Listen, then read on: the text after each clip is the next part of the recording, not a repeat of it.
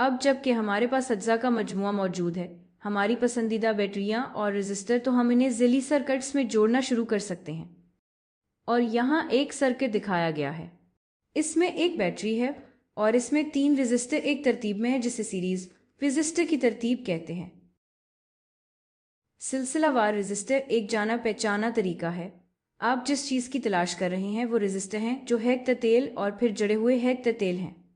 تو یہ تینوں ان سلسلہ وار رزسٹر میں ہیں کیونکہ ان نوڈز کی ترتیب ایک کے بعد ایک سب جڑی ہوئی ہے۔ تو یہ ایک انداز ہے جو آپ کو بتاتا ہے کہ یہ سلسلہ وار رزسٹر جوڑ ہے۔ تو ہم ان رزسٹر کو R کا نام دیں گے۔ ہم اسے R1 کہیں گے، R2 اور R3، اور ہم اسے V کا نام دیں گے۔ اور اس میں نامعلوم یہ ہے کہ یہاں سے کتنا کرنٹ بہہ رہا ہے، ہم یہی جاننا چاہتے ہیں۔ ہمیں V معلوم ہے، ہمیں I جاننا ہے۔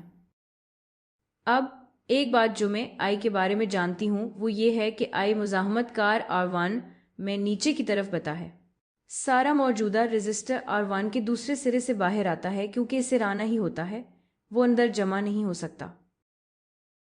جو کچھ بھی یہاں جاتا ہے اور جو کچھ بھی R3 سے باہر آتا ہے اور I واپس اسی جگہ پہنچ جاتا ہے جہاں سے آیا تھا، یعنی بیٹری۔ تو یہ ایک خاصیت ہے سیریز رزسٹر کی کہ سلسلہ وار جوڑ سیریز کنفیگریشن میں اجزاء ہیکٹتیل جڑے ہوتے ہیں۔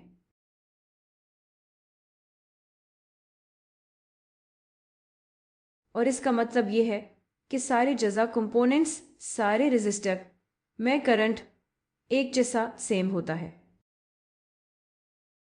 کرنٹ یہی سب سے اہم بات ہے، وہ چیز جو ہمیں نہیں پتا اور جو ہر رزسٹر میں مختلف ہو سکتی ہے۔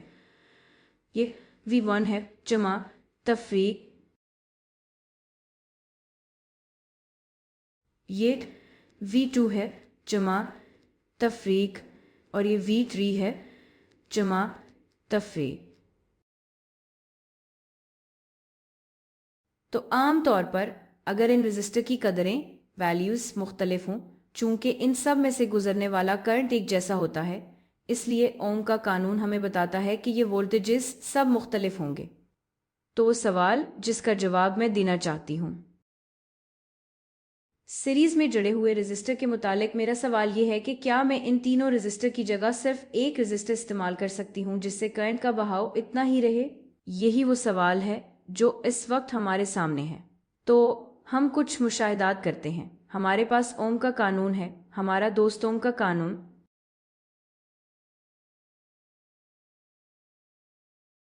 اور ہمیں پتا ہے کہ اس کا مطلب ہے V برابر ہے I ضرب R کسی بھی رزسٹر کے لیے۔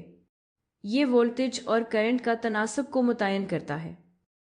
ایک اور چیز جو ہمیں اس بارے میں پتا ہے وہ یہ ہے کہ V3 جمع V2 جمع V1 یہ وہ وولٹیجز ہیں جو ہر رزسٹر کے پار اور کراس ہیں۔ یہ تینوں وولٹیجز مل کر اس وولٹیج کے برابر ہونی چاہیے کیونکہ وائرز اسی طرح جڑی ہیں۔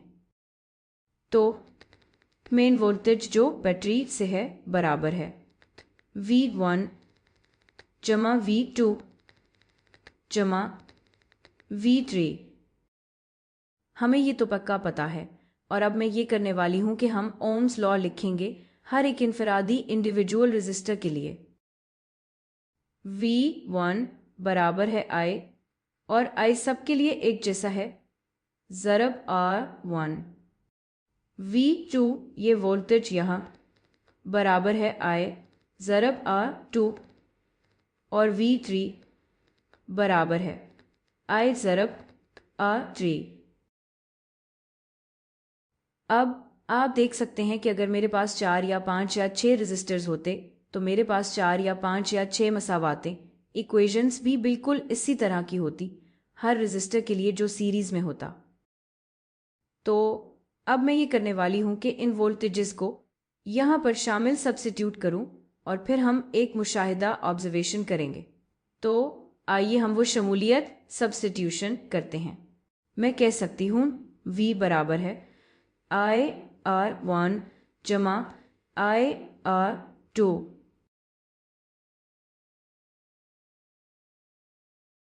I 3। और क्योंकि हर रजिस्टर पर I एक जैसा है, मैं लिख सकती हूँ V बराबर है I। मैं I को मुस्तरिक फैक्टर आउट करने वाली हूँ, R1 जमा R2 जमा R3। अब मैं ये करना चाहती हूँ कि यहाँ एक लम्हा लूँ और इस तासर एक्सप्रेशन को इस वाले से मवाजना कंपेयर करूँ। असल ओम्स का कानून, ठीक है, ये है ओम्स का कानून। तो हमारे पास V है बराबर है I, यानी कुछ करंट ज़रब कुछ रेजिस्टर। हम एक रेजिस्टर की कदर वैल्यू एक ऐसा अकेला रेजिस्टर निकाल सकते हैं जो हमें वही ओम्स का कानून दे, और इसे हम कहेंगे, चलो इसे यहाँ ड्रॉ करते हैं। ये रही हमारी बैटरी। अब मैं यहाँ एक रेजिस्टर ड्रॉ करने वाली हूँ। हमारी सीरीज जो इन 3 रेजिस्टर के मसावी इक्विवेलेंट है, और ये इस लिहाज से मसावी इक्विवेलेंट है कि ये I को इतना ही बने देता है, यही हमारा मतलब मसावी होने से है। तो हमारे मामले में करंट का इतना ही बहाव हासिल करने के लिए मैं कहूँगी V बराबर है I ज़रब हमारी सीरीज रेजिस्टर। इस सूरत में जो मैंने किया है वो ये है कि मैंने कहा कि हमारी सीरीज रेजिस्टर ये इन तीनों चीज़ों का मजमुआ सम है, R1 जमा R2 जमा R3।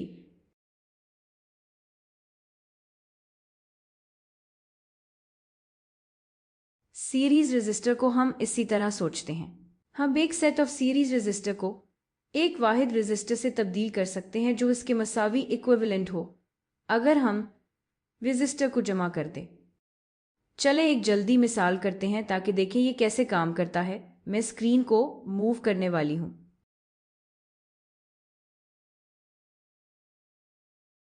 यहाँ एक मिसाल है 3 रेजिस्टर्स के साथ, मैंने उन्हें लेबल किया है 100 ओम्स, 50 ओम्स और 150 ओम्स। और जो मैं जानना चाहती हूँ वो ये है कि यहाँ करंट क्या है, और हम वोल्टेज भी डालेंगे। फर्ज करें ये 1.5 वोल्ट्स है। सिर्फ एक छोटी सी बैटरी। तो यहाँ मसावी मुज़ाहमत इक्विवेलेंट रेजिस्टेंस क्या है? एक तरीका ये निकालने का और सर्किट को आसान बनाने का ये है कि तीन ओम रेजिस्टर को एक सीरीज रेजिस्टर और एस से तब्दील कर दे। और जैसे कि हमने यह कहा ये मजमुआ है, तो यह 100 जमा 50 जमा 150।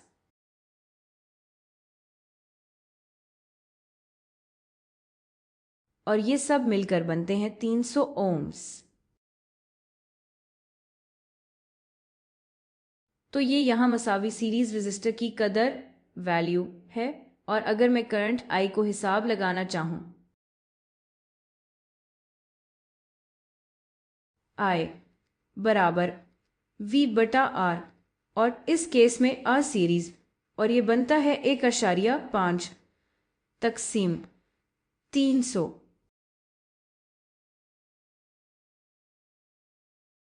और अगर मैं हिसाब कैलकुलेशन सही करूँ तो ये आता है 0.005 एम्पेस ER।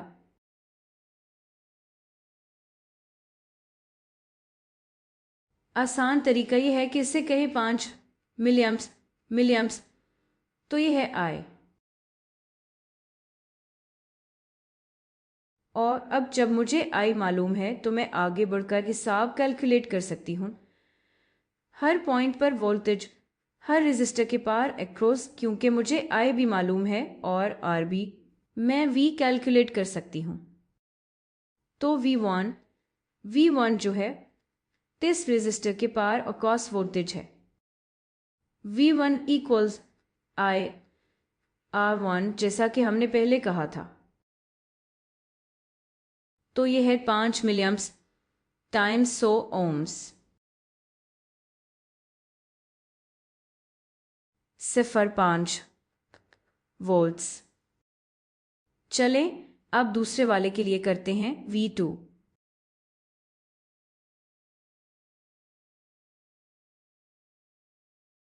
बराबर I, वही I इस बार times R2 5 milliamps times 1 times 50 ohms और ये बनता है 0.25 वोल्ट्स।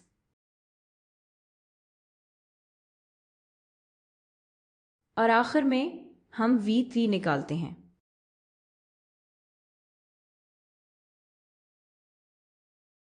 ये है जमा मनफी V3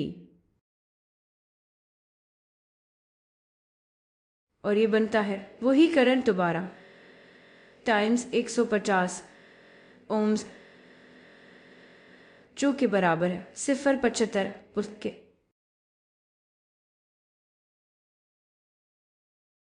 तो हमने हर रेजिस्टर पर वोल्टेज और करंट सॉल्व कर लिया, यानी ये सर्किट मुकम्मल तौर पर सॉल्व हो गया। और अब एक आखिरी चेक करते हैं, इसे जमा करते हैं। 55 5 4 है 0 1 हासिल लें 6 7 8 15 1 पॉइंट 25 वोल्ट और ये बहुत कारआमद है क्योंकि वो बिल्कुल उसके बराबर है। तो वाकई रेजिस्टर पर जितनी वोल्टेजेस थी वो जमा होकर इतनी ही हो गई जितनी बैटरी ने दी थी। एक और बात मैं बताना चाहती हूँ, ये है एक मिसाल कुछ सीरीज रेजिस्टर्स की।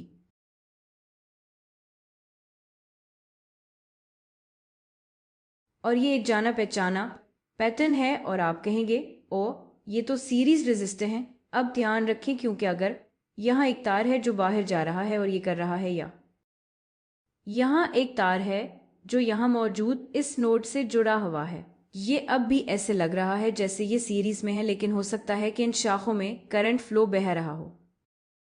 अगर कहीं भी सीरीज शाख जैसी नजर आने वाली किसी भी जगह से करंट बाहर जा रहा है तो ये आए जरूरी नहीं कि वही हो जो ये आए है, और ये भी मुख्तलिफ हो सकता है।